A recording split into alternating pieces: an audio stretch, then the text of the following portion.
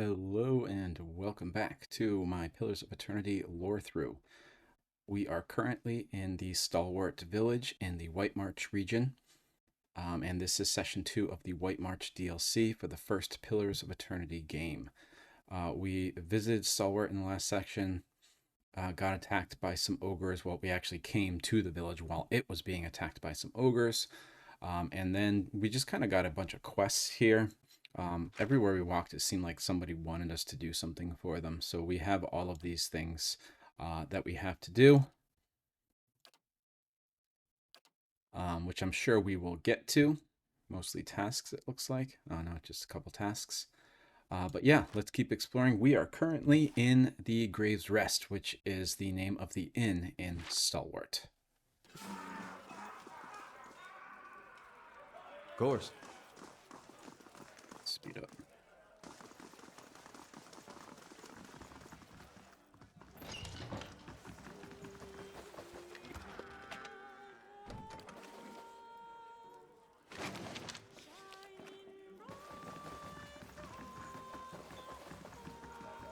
Lina? Excuse me, was there something you need? She knits her fingers together and looks intently at the floor. Farewell. Or she'll be more important later, maybe.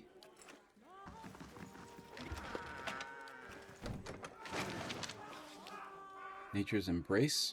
This belt is made of thin, interwoven vines, forming a sturdy and elegant loop imbued with protective magics. Like the plants and animals of Deerwood, the wearer can contend with extremes of temperature. And in moments of dire need, the magic of the belt will lend its protection to the wearer's very skin. Grants wood skin and damage reduction against burn and freeze. Can't pick that up now, but rather I could. Aleph. That name sounds familiar. Not to be rude, but I'm rather busy. Can't you get another room? The Orlan turns and glances past you with a quick, nervous motion. His ears, shredded and scalloped at the edges, are pressed against his skull. That's right, the innkeeper here was nervous about what this guy was up to.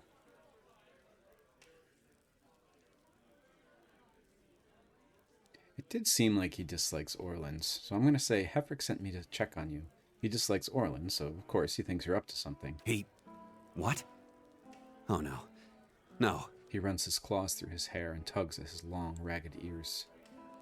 Can't imagine why he'd think a thing like that. Is she there? Did you see her? He leans around you, peering at the doorway. Who are you talking about? Devala. That woman. The slaver, she... He swallows. I was a slave in Raid Ceres. I ran away. Made it here. The mountains are usually the best place to lose slavers, but Devala's one of the best. His hands tremble as he picks at his worn tunic.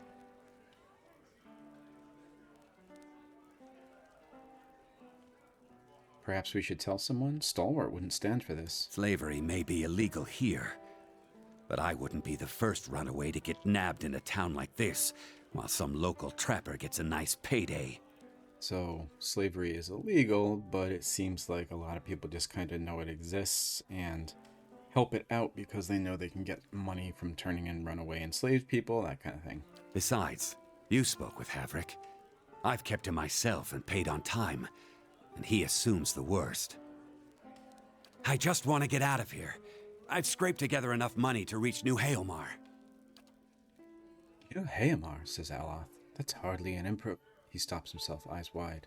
I mean, it's lovely. You'll love it. But the locals talk about a Raid Saren party, camped west of town. He worries at a ragged shirt sleeve. It's got to be Devala. She's been after me since the foothills. I'll pay you if you can get rid of her. I don't care how. I'll do it. Thank you. But be careful. She wouldn't have come alone. I'm always down to get rid of slave hunters. Or slave, trappers. Whatever you want to call them.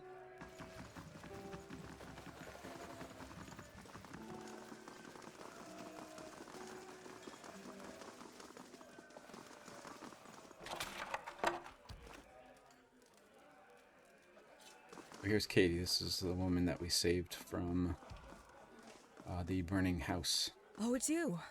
I'm so glad you came by. I hoped I'd have the chance to thank you properly. They told me what happened. God's bless you, sir. I owe you my life. I know it was foolish of me to run in there, but this ring is all that I have of my family.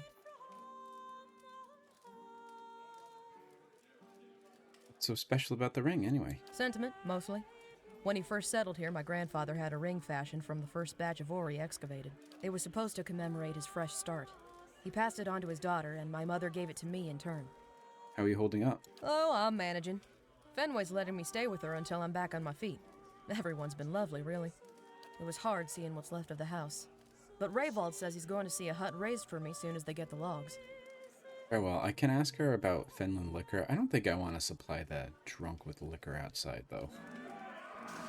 So maybe I will tell the innkeeper that he's after it. Back to warm your hands, eh? What can I do for you? I thought you might want to know that Raywald asked me to steal your liquor. He did he? That shifty little crook never learns. I'll have it put away somewhere safe. Thank you for doing the decent thing. Here, for your honesty. Just failed. A lovely drop. Who's Andred? Hey there, good timing. You can watch me trounce Beertwin. Beertwin? Probably pronouncing that wrong. Used to play a game like this in Masuk. Good fun, says Sagani. Aloth frowns. Looks like a good way to lose a finger. Once, Andred. You won once. What are you playing? Orlin's Head? Andred grins sheepishly. That's, what they call it anyhow. Smooth. You pick a target, see? Nose or ears. Nose is worth more, but you got 2 ears to work with. You get less points the further out from the target you get. So for the mouth and eyes, no points if you miss. Fancy a game. 3 throws each, and whoever gets the most points by the end of it wins a wager. I'll put down 50 pawns, if you will. It's a little tasteless. Hey, I didn't name it. Don't take it so serious. Not like we're using a real Orlin. Sure, let's play. Andred pulls a throwing knife from his belt, turning it over in his hands. Continue. Wager 50 pounds. You win? Let's play. Good man, I'll go first, just to show you how it's done. Andred aims carefully and throws his blade. The knife hits the skin, scoring 1. Andred walks up to retrieve the knife. Your turn. Aim for the nose. The knife hits the nose, scoring 10. I wonder if that's because of dexterity or something. Andred aims carefully and throws his blade. The knife hits the fur, scoring 2. Andred walks up to retrieve his knife. Your turn. Aim for the nose this time again. The knife hits the skin, scoring 1. Andred aims carefully and throws his blade. The knife hits the nose, scoring 10. Andred walks up to retrieve the knife. Gonna aim for the nose again. The knife hits the mouth, scoring 5. That's 16 for you and 13 for me. Not bad, stranger. Looks like you win this one. You've gained 100 copper. Here's your prize. Guess I ought to get in some practice. Okay. It's got 100 pounds from that. Ah, it's our ogre-slaying friend, says Andred. Have they crowned you king of Stalwart yet? My friend doesn't mean to be an ass, sir. It just comes natural. What? I'd want a crown. I'll be going. I don't want to play again. Fiera. Ooh, thought I'd found shelter when I stumbled across this little village. Guessing you did too, eh? Fiera raises a frosty mug to you. Even though the warmth of the hearth reaches you here, her hands are wrapped in weirwool and her ears muffled by a hat. Her face has the taut, wind-beaten look of someone who's recently come from the road. As much blood as there was in the streets, I'm lucky the ale's still flowing. Takes a drink, and as she tilts her head back, you see a bruise purpling her jaw and the crimson bloom of scraped knuckles. What exactly happened to you? Thought all the whispers about Durgan's battery were just village superstition. And maybe they are. But I might have been on my guard if I'd listened. I was part of an expedition, hunting for relics from Durgan's battery. I picked up a good haul, too. Takes a slow swallow of her beer. So it figures that's when the winds pick up and the sky starts dumping snow. We lost sight of the road. Meanwhile, something else found us. Took Liam out before we even realized we were surrounded. And then we see him coming out of the snow. These little four-armed wilder. Lagufoth, they're called. Shakes her head, staring at the embers in the fire pit. Quick little bastards. Francesca and I held them off as long as we could, but when they filled her full of darts, I turned tail and ran. Found my way here and thanked my luck for escaping the Lagufoth. Then come to find out that this town's got an ogre problem. She laughs bitterly. I'm sorry to hear about your friends. That's a kind sentiment. I'll mourn them when I get home. But I've got to retrieve our haul if I'm to have any hope of that. I need to get those artifacts. Not that I'm in any shape to go after them myself. But I can't afford to return to Defiance Bay without something to show for my expedition. Apprehension creeps into her expression. She stares into her mug, swirling its contents. But you might be able to get past the Lagufoth. You're light on your feet. She looks up from her mug, hopeful. I'll give you a cut for anything you bring back, of course. I ain't asking for charity. I just can't afford to go home empty-handed. She brushes her nails along the side of her mug as that anxious look returns. Tell me what you're looking for. Like I said, we were treasure hunting near Durgan's Battery when we were ambushed. What else do you want to know? So with my perception, I can examine her teeth. Survival 8. As Farah talks, you notice her teeth and gums are stained with dark spots. You recognize those spots as signs of swift use. Okay. Why are these relics so important to you? We took out several loans to pay for our trip out here. I'm gonna have trouble if I don't pay them back. Remind me where I can find your caravan. What's left of it should be near Durgan's Battery. If you stumble across the Lagufoth, you'll know you're close. What do you know about Durgan's Battery? Just that it's been locked up tight for 200 years on account of those dwarves having a row. She shrugs. Which means that any trinkets from inside fetch a nice price. Sorry, I'm more of a businesswoman than a historian. So we have a Seth user here, but we're not able to do anything with that information. Goodbye.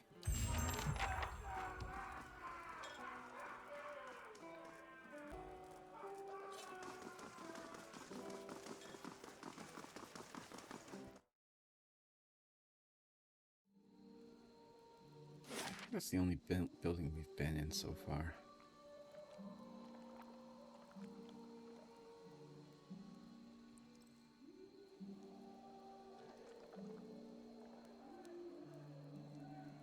Let's just head over to the east.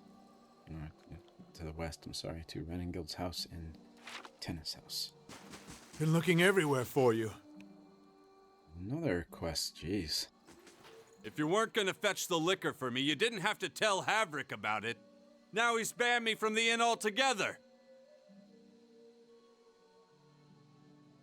Sorry, I figured it'd keep you out of trouble. Out of trouble? It was only a drink. Now I get to die sober when the ogres come back. Right, fair enough. What do you want? Oh, well. Didn't think he'd be happy with us. Alright, let's see what Telder wants. The man is sweating despite the cold. He opens his mouth to speak, but all that comes out is a loud, hacking cough. He bends forward, bracing his hands and his thighs while he heaves and gasps. After a lengthy duration, he raises a finger, still panting. All Hefric's fault. Damn fool sent me to the other side of town looking for you. At last, he stands again. He wipes his dripping brow with the back of his hand and then offers that hand to you in greeting.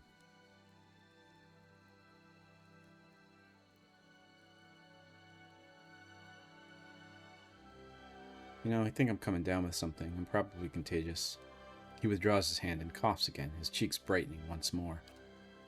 Pleasure to meet you. I'm the captain of the militia around here. Really? I didn't see you during the ogre attack.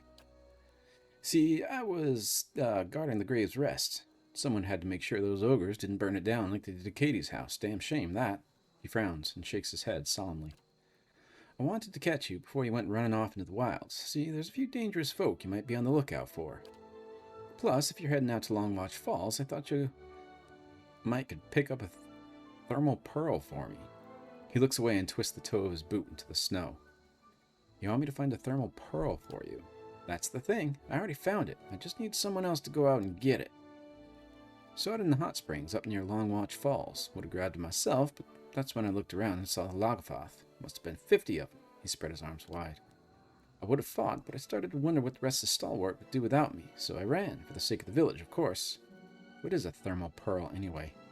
They form in the hot springs, something to do with all the minerals in the water. Smell kind of funny, but they're full of minerals. Just to have to crumble them into a pint, he grins, and you notice that his gums are bleeding. They cure scurvy. That's because of my survival 4. Like I said, the pearl's in one of the thermal pools near Longwatch Falls. Shouldn't be too hard to spot. Tell me more about Longwatch Falls. It's east of Stalwart. Got some nice views of the valley, but most folk avoid it these days. Plenty of wilder nearby. It only takes a few inches of snow to block the pass. If you're heading out that way, I'd suggest talking to Thiersch. He might have something to help you with to deal with the Logothot. That's all I needed to know. Stop by Thiersch's place before you leave town. He's in the house next to mine. He's a veteran hunter and knows the wilds better than anyone. He said something about dangerous folk in the wilderness. We got our share of crazies out here. Most of them aren't even from the village. He laughs at his own joke.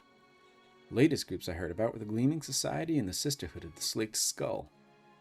Renengild said you set aside some bounty money to see that these troublemakers were taken care of. You bring me the heads of the leaders and I'll give you the payment. So this says the bounties here.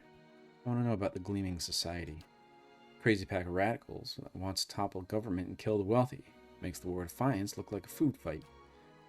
Dugavor and the region of Red Saris both declared them illegal, which is probably the only thing those two would agree on.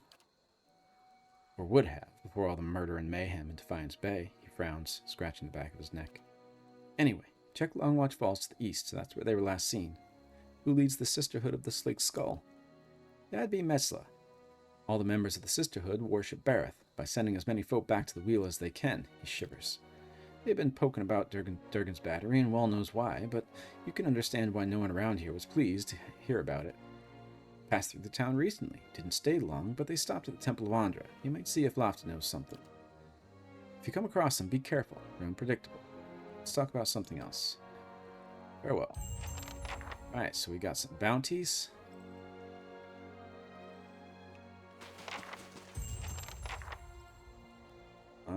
Who was the person we had to talk to? The Sisterhood?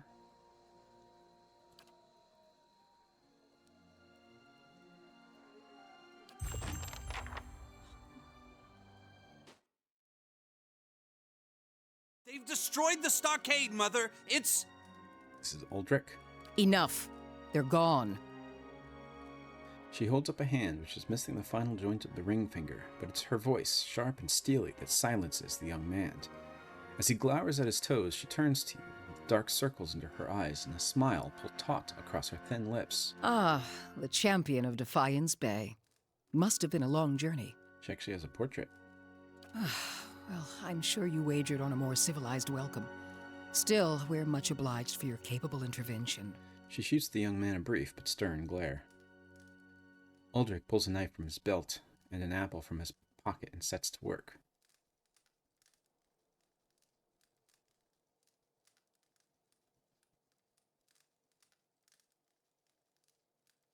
It was no trouble. I'm here to help however I can. Then perhaps you can help us find something. She folds the page in her hand with a quick and merciless pinch. Stalwart isn't much more than a grease stain on a map. What roads we've got in the White March are basically tracks in the snow. And for every trader or adventurer that comes through, 3 of our own leave for good. But it weren't always so. There was a time when kings and queens sent their firstborn to these mountains, when the White March was the envy of empires. Her eyes shine, and for an instant she looks like a much younger woman. The mighty have fallen, says Aloth.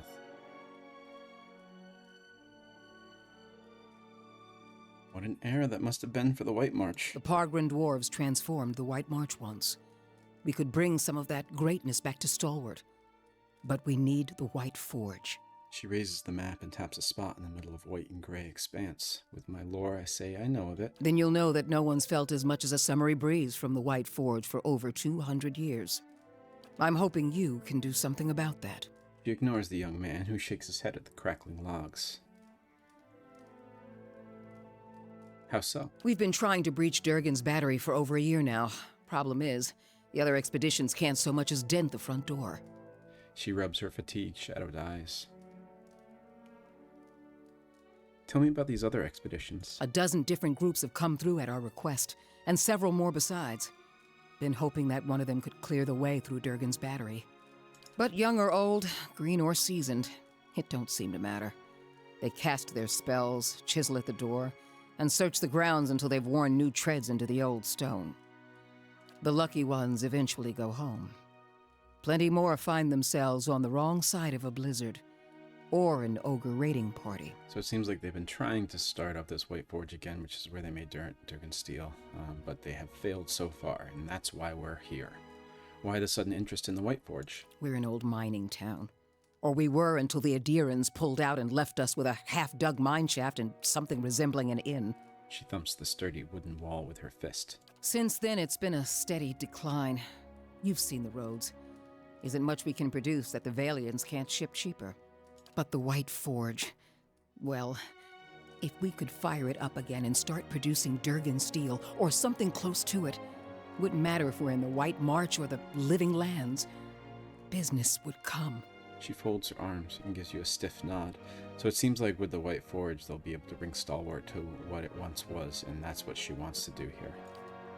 The young man says nothing, but he tosses a sliver of apple into the fireplace. That's Uldric. And that's why you need my help. That's the long and short of it. We're laborers and fisherfolk, not adventurers. But Durgan Steel could put Stalwart on the map again. Open up the mines, bring in new business. We just need the White Forge. Why is Durgan Steel so special? Because you can shave stone with it, cleave cast iron in two, and the stuff's as rare as it is remarkable. In her enthusiasm, Renengild shifts on the balls of her feet. She props one bent arm on the other, pointing distractedly towards the eaves of her house. If you had a suit of armor made out of that, people would get tired of trying to stab you after a while and just give up, says Adair. If we could make something even half as good, we'd have a market at our doorstep and work enough for all of Stalwart. For a split second, her gaze flickers to Uldric. How is it no one's got to the Durgan's battery yet? Where should I start? Ogres, blizzards, or sheer damned inaccessibility? She ticks the items off on her fingers. It ain't for lack of trying, I'll tell you that much. Got untold riches in Durgan steel lying just inside, and never mind the White Forge itself. The Adirans who first settled Stalwart tried to crack it. So did the Valians, and every other cocky adventurer with more metal than sense. She folds her arms, shaking her head at a pitted floorboard. But the place has a funny way of sealing itself up. Front door stays shut, the tower entrances are clogged with rubble, and it's been impossible to blast a way in.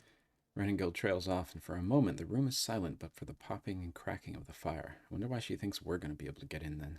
What happened to Durgan's battery? It don't bear dwelling on. There's too many superstitions about that place as it is. She waves her mangled hand in a broad crescent, averting her gaze. Killed each other off. Or so the old books say. Uldric glares at Renengild through hooded eyes. Plenty of tales to go around, but none of them open the battery. And the last thing people need is another reason to fear the place. Kith do enjoy their ghost stories, though the Glenfathans take theirs very seriously, says Kana. Whatever it was, the other Pargrin dwarven settlements in the White March, Bone Picker, the Hawk, and the rest, emptied out not long after, moved to gentler, greener lands. Had the right idea, if you ask me. I don't see why you need the White Forge to make good steel. Finally, someone talking sense. He raises his knife and a half-peeled apple to the fire in a dramatic gesture of exasperation. Durgan steel wasn't just good. It was some of the best. We need the best if we're going to keep Stalwart alive. She glares at Uldric, even while she speaks to you. No one alive today has seen the White Forge, but the old stories tell that it was powerful, glowed white-hot, and gave off a steady, even heat, unlike any other furnace. Let better-schooled folk puzzle over how the thing was built. I just want to see it put to use. Tell me about the Pargrin doors. Pargrin's a word in their language. Means traveler. They've been wanderers for generations, but I couldn't tell you much more. All right. Any idea where I should begin? The battery's up the mountain to the north. A good hike away. She jerks her head in the direction of the slope behind the house. Near Galvino's place, huh? Uldric says it in a breezy tone, but Renengild falls suddenly silent, consternation hardening the lines on her face. He smiles and draws his knife across the apple again. So it is. though I was going to suggest dealing with that ogre camp before anything. She compresses her thin lips into a frown. Who's Galvino? Mestre Galvino, as the old crosspatch prefers it, lives by himself and keeps the wilder and beasts at bay through sheer foulness of his temper. She means to say he's a skilled smith and animancer, who's lived in the shadow of Durgan's battery for over a decade. He looks over his shoulder at you and Renengild. And by Animancy's flimsy standard, that makes him an expert, does it? He folds his arms. And he butters his bread on both sides and fits his left shoe before his right. But that's neither here nor there.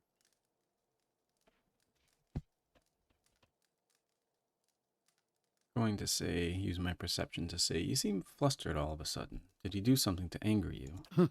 Me and the rest of the town. He knows better than to linger at our gates. What happened with Galvino? Old lunatic finally went too far. And we sent word to the Valiant Academies.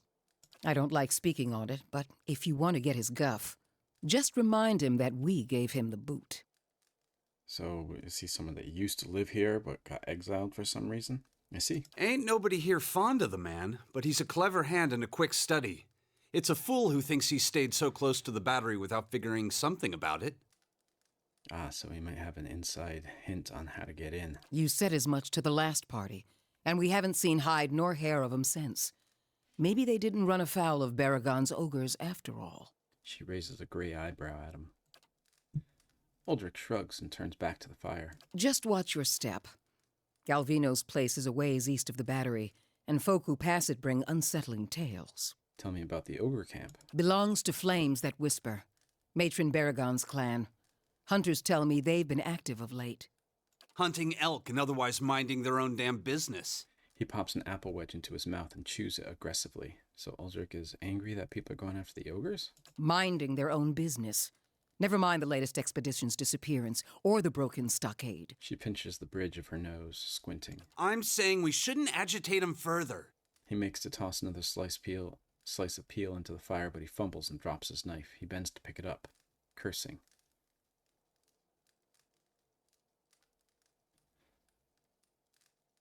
What does this matron have to do with anything? The brawl outside was just the latest patch of trouble. The ogre clans are getting bolder, and we'll all sleep easier knowing they aren't circling our walls. Also, Baragons like to have whatever the last expedition found. Rumor has it they disappeared near her turf. She crosses her arms and looks over to Uldrich. Killing a matron will only make our problems worse. The way to approach Baragon is with your hands held high. If anyone could parley with an ogre, I suppose it'd be you. But they aren't known for their patience with prattle. Got it. Good. Before you leave town, stop by the Grave's Rest.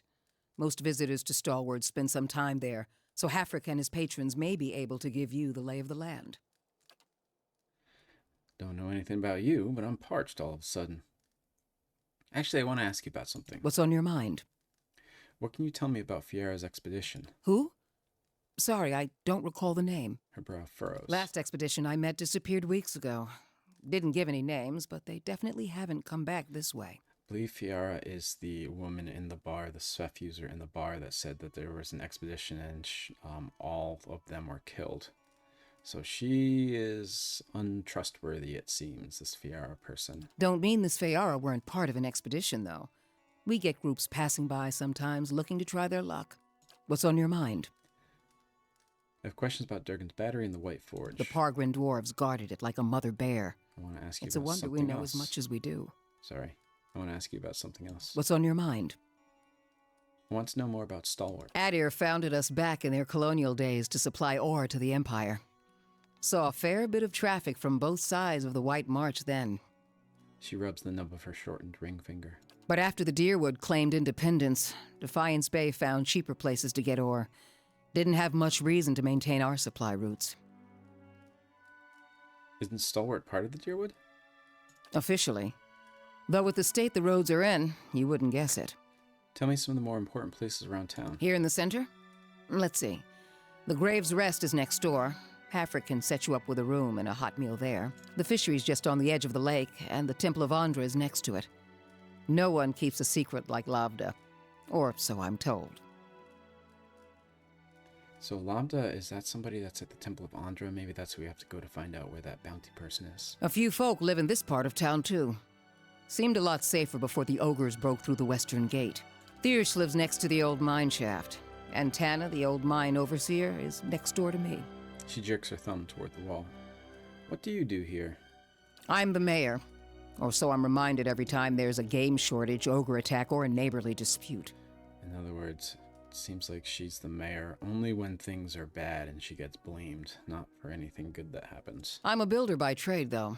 Traveled all over Air Glonfoth and the Deerwood in my younger days, but ended up back here anyway. She gives you a vague smile that's gone as quickly as it appears. Let's talk about something else. What's on your mind? Can you tell me anything about the last expedition that went to Durgan's Battery? I think I already They got didn't that one. volunteer much, and I knew better than to ask. She scratches her jaw, frowning. I've seen all types charging through here. Professional companies with shiny new equipment as brazen as you please, and hopeless runts with nothing but tattered leathers. But these folk, I don't know what they were after, and the way they looked at you made you feel cold all over. She shakes her head as if dislodging a bad dream. Wish I could tell you more. Oh. Perhaps we'll find more in the battery itself, yes? He nods at you with a guarded look. What's on your mind? Farewell. So our quest is now to find Galvino's hut near Durgan's Battery.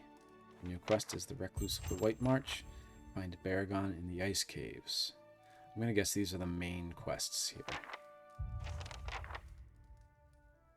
And find a way to unlock Durgan's Battery.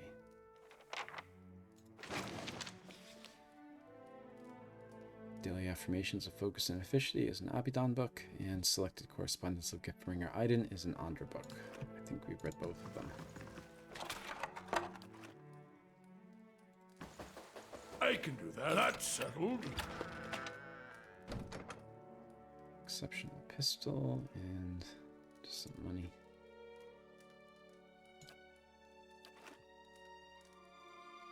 Judging from the large hole behind the gills, it can be safely assumed this trophy fist was shot with a pistol and not caught by a hook or net. Something else you need?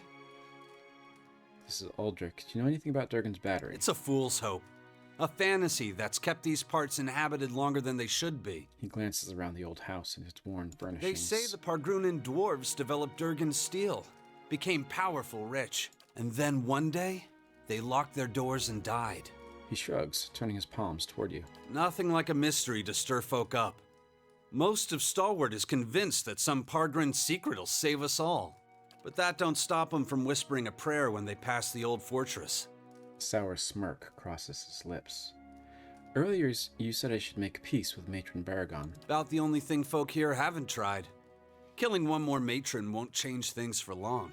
He shakes his head. He's talking about the ogres here. Besides, her clan's flames that whisper. The one that attacked us was Wolf with many mouths. I'd know him anywhere. So this guy knows things about these ogre clans. They're cut from the same cloth, Aldrich. Only a matter of time before Baragon marches through that gap in our walls. At the sound of Renengild's voice, Aldrich's shoulders stiffen. His jaw works in a silent but furious retort. So, it seems like some people in this town think an ogre's an ogre, it doesn't matter, whereas Aldrich is aware that different clans do different things. And we have seen peaceful ogres before, so he could be right. You seem to disagree with Renengild on a few matters. Mother's convinced that a magic forge will turn this frozen crack into a hub of civilization. She can't accept this place is dying.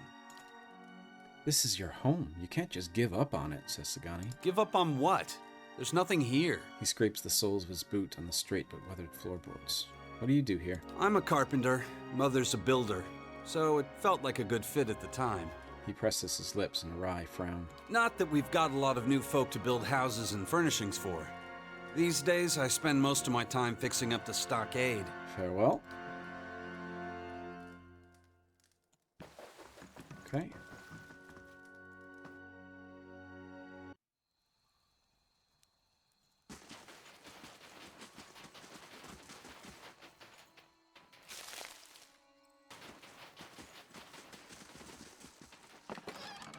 Got some camping supplies that we don't need. This is Tenna's house. We heard that name before? I feel like we have. It's one of the downsides of everybody being a quest giver. There's a lot of names in a short amount of time to remember. I can do that. That's settled. They gone? Have those nasty brutes finally left? It's a bronze Abaddon statuette. Many households in Durgan's Battery had a statuette of Abaddon that was cast in the White Forge. The original was made by a renowned Atapo sculptor. Interesting. Was that stealing? Yes, it was.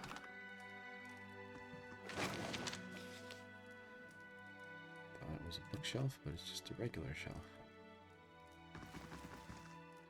I heard the ogres outside, tearing down walls and murdering folk. Don't remember how things got this bad.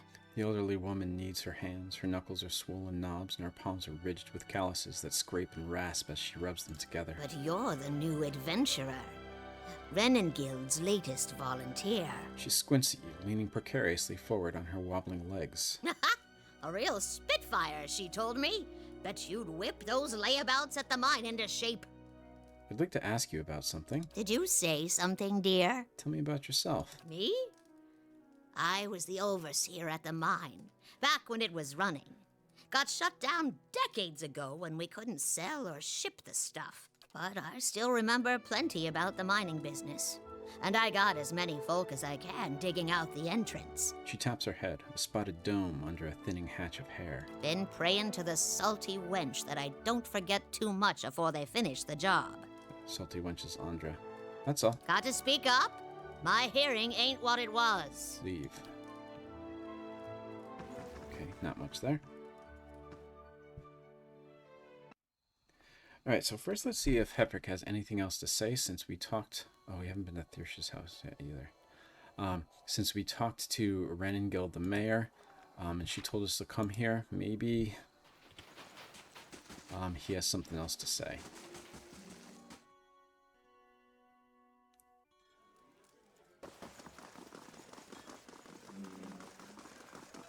Back to warm your hands, eh? What can I do for you? Nothing new. And let's see if Viera has anything to say. Find anything? Hate to think of those slimy bastards carrying my haul into a freezing hole somewhere. Not yet.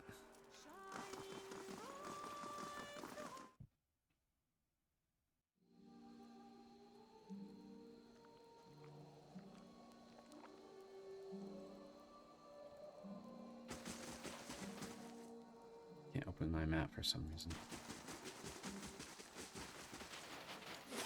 There we go.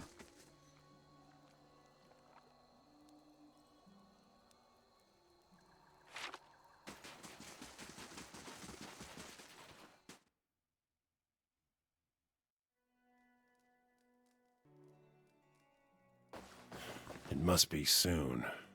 2 days, no more. One of these characters are voice acted before. Thirsch.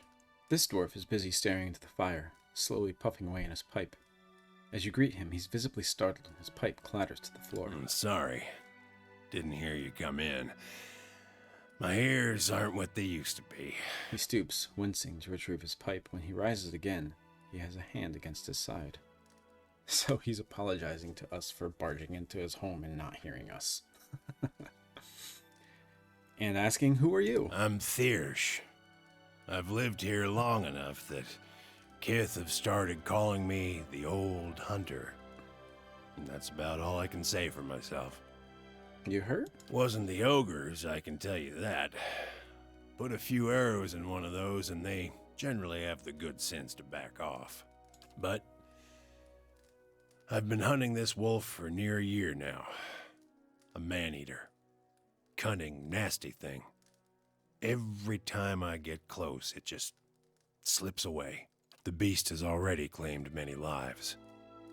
The first victim was my son, Saldrin. Thirsch looks down at his pipe for a moment, features hardening. Got the better of me this last time. Distracted me long enough for one of its kin to turn up. Nearly bit me clean in half. I'm a few weeks out from trying again. Nervous to ask him too many questions, he speaks very slowly. Where is this beast? Roams the Russetwood out to the west. Seems to have decided the lake is a good place to find prey. Yeah. It's picked off some scattered ogres from time to time. But mostly it's been going after hunters. travelers. Can you tell me about your previous encounters? Nothing to tell. Near misses, all of them. One time he clambered right up the cliffs to avoid my snares. Another time, he chased a bear into my camp. I nearly had him once. I could hear him below, eating, and I had the gun aimed right for him. Until the wind changed.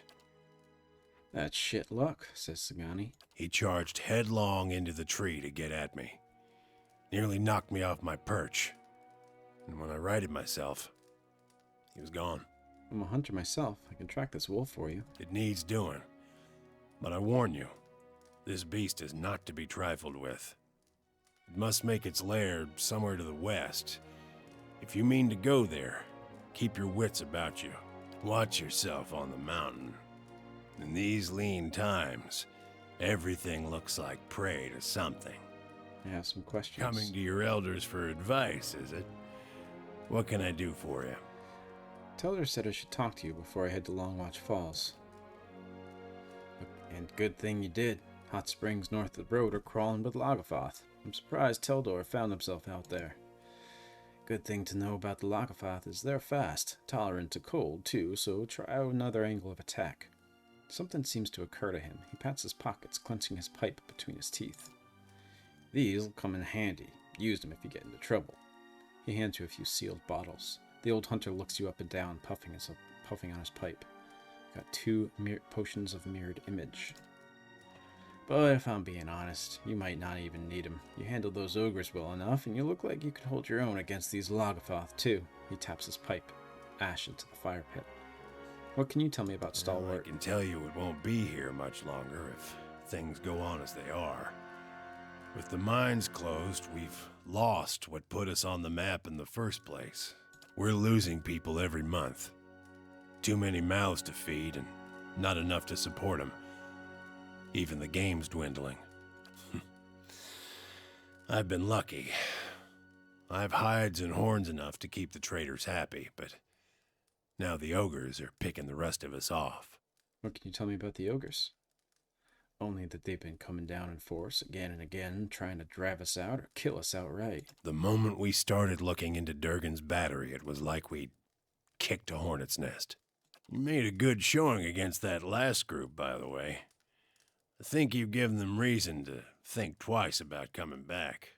Why's the hunting so poor? It's been a colder season than usual, and the elk herds aren't faring well. We're stuck fighting with the ogre clans and the wolves over what's left. Not to mention the occasional beast. We've lost a lot of young hunters. Has the legacy struck Stalwart as well? It has. We had some hope in the early days that we'd be spared, isolated as we are. That hope died in a hurry. So I wonder if it's lesser here since it's further away from those machines, but I don't know.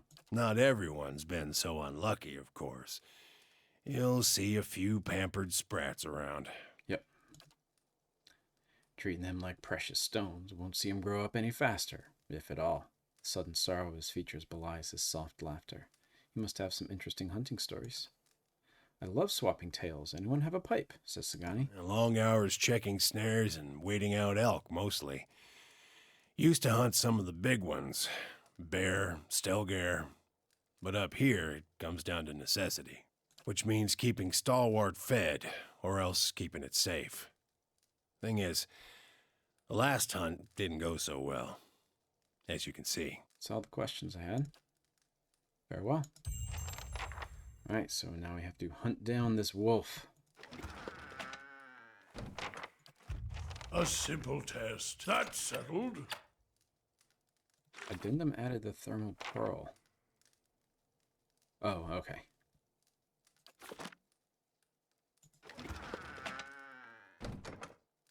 Durgan copper bracelet. Though Durgan's battery is mostly known for its steel, the refinery has also produced extremely high-quality copper that was used in coinage, art, and jewelry. This copper bracelet is typical of the jewelry that was produced in the community at its height, so this must be pretty old.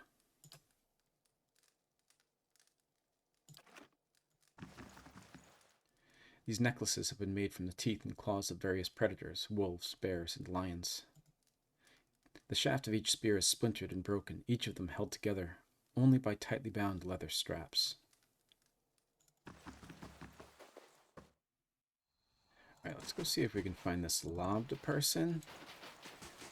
See if she knows anything about the bounty.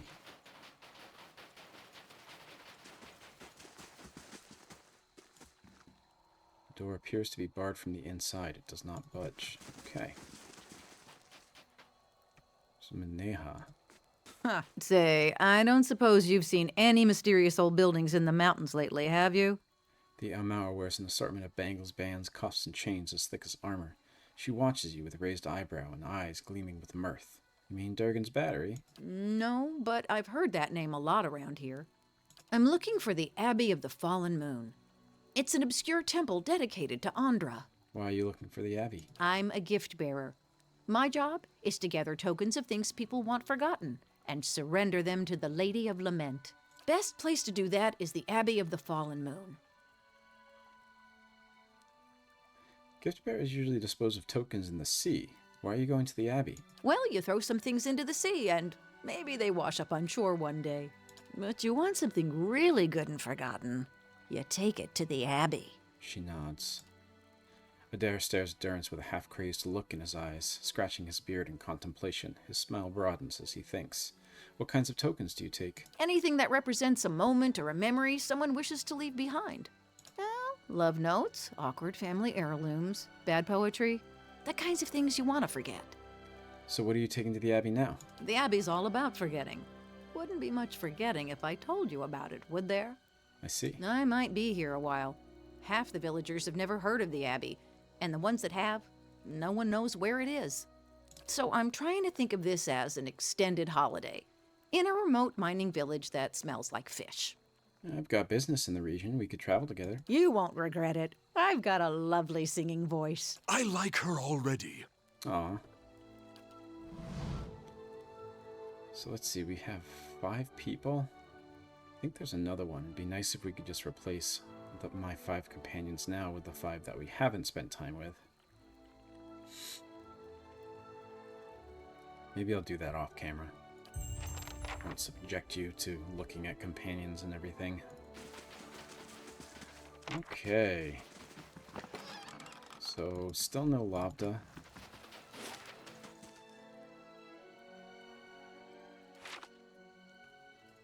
That's okay. Me and Sledge are thinking about heading down, joining a caravan over to Dawning. Dawning? What for? You like your ogres bigger? We'd have work at least, and I'm damn sick of fish. I think we've gone everywhere. Hopefully I didn't lose too much time. I realized that my recording was paused. I think when we met Meneha, the Amawa woman, I think it was unpaused. And I just said that we are going to at least explore the Russetwood, which is where we are now. We don't have too much time left though, so we'll get some of it done, but probably not all of it. We have a winter wolf, an injured wolf here. This wolf lies in the snow, panting with exhaustion and pain. An arrow has pierced its foreleg, jutting gruesomely from the animal's flank. The wolf growls softly as you approach, tail between its legs. Examine the wound. Perception 12. The wolf appears to have crossed a hunter's path. A silver arrow juts from the wolf's right foreleg, embedded a short distance into the limb. Even so, you suspect that trying to remove the arrow without knowledge and care could provoke further injury.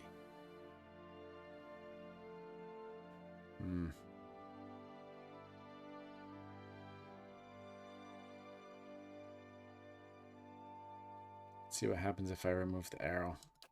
The wolf goes still at first, but the moment you lay hands on its injured leg, it begins to thrash in panic. Yelping in pain, it snaps at your hands and then lunges toward you. Oh man.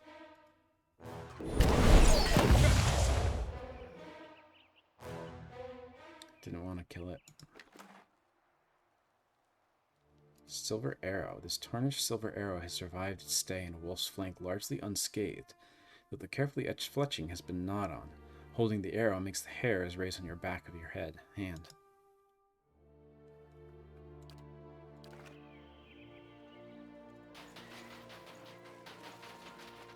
Some ice crystals sticking out of the ground here.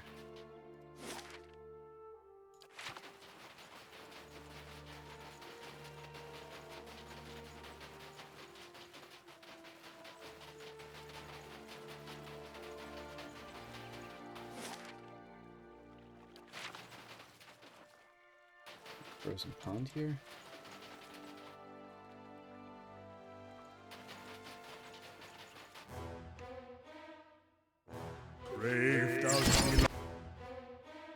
Yeah, druid. Okay.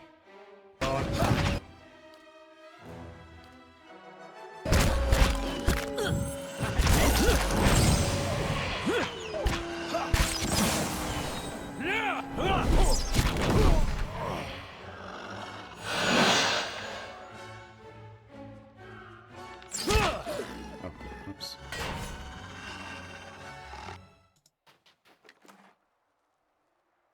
That's the stag.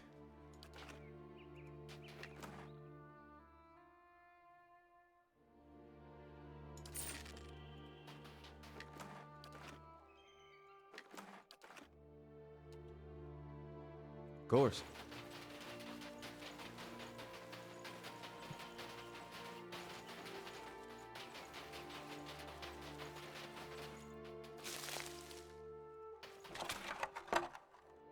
Got some speckleback jerky here.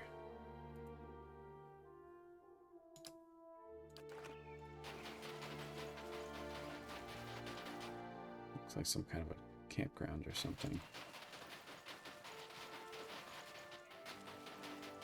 Don't think there's anything to the south of here. No, there's not. Oh, we have a soul. This will probably be the last thing we do today. This is an abandoned camp, and there's a soul here to reach out to. Its cracked wooden staff is nearly buried beneath the frost and snow.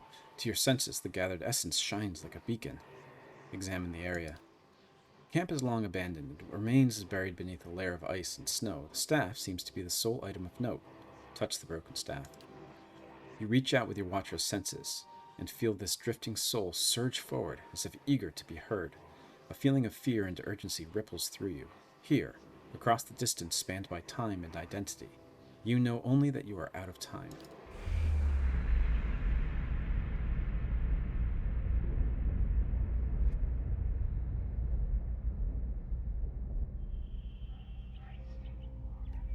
This is Renengild. Did you think to escape me by climbing a mountain? I would have tracked you across the sea, thief. Please, Master, have mercy. I kept the grimoire hidden safely away, and I can take you to it. The book is nothing. If you had studied a little longer, you might have learned that. But no apprentice of mine will steal from me and live. Wait, no! So this apprentice was killed by his master for supposedly stealing a grimoire from him. There's nothing here to do. Okay, a little bit weird stopping point here. But that's going to do it for today, I think, since we're running close to an hour here. We finally got to start exploring some of the areas, or one of the areas anyway, around Stalwart. This is the Russetwood. And we tried and failed to save a winter wolf that was over here. We got attacked by a feral druid, came to this hunter's camp, and we ran into some scene here where an apprentice was killed by his master. In the next session, which will be session 3 of the White March, we will continue exploring the Russetwood. Maybe we'll get to some other areas as well, but I hope to see you then. Thank you as always for joining me for this one. Any comments, like, subscribe, those kinds of things, always appreciated, and we will hopefully see you next time to explore the Russetwood. Bye, everybody.